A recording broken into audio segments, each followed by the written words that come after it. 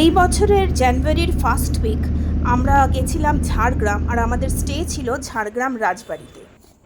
Total আমাদের 3 দিনের stay ছিল। এটা হলো আমাদের রুমটা, যেটাতে আমরা ছিলাম। এটা হচ্ছে মাঝখানে একটা ড্রয়িং রুম যেখানে বসার জন্য অ্যারেঞ্জমেন্ট, আর এটা হচ্ছে রুমটা যেখানে আমাদের স্টে ছিল। রুমটা খুব সুন্দরভাবে গোছানো এবং মেনটেন করা।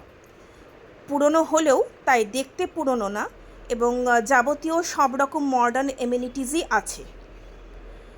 থাকাটা ভীষণ কমফোর্টেবল হয়েছিল। মাঝে মাঝে এসে এই রুমটায় বসতাম, আড্ডা দিতাম। আর এটা হচ্ছে লাগোয়া একটা বারান্দা।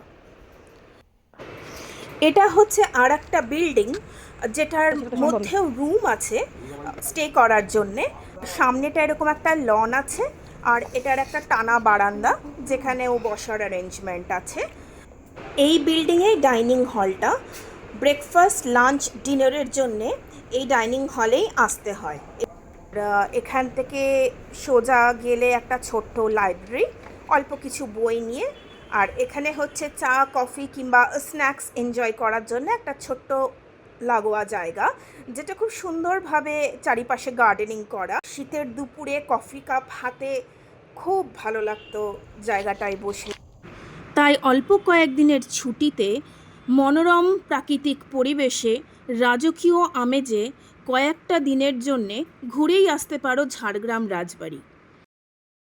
আমরা পুরো বুকিংটাই অনলাইন করেছিলাম, আর কলকাতা থেকে ঝাড়গ্রাম পৌঁছতে আমাদের লেগেছিল মোটামুটি 3.5 থেকে 4 ঘন্টার মধ্যে।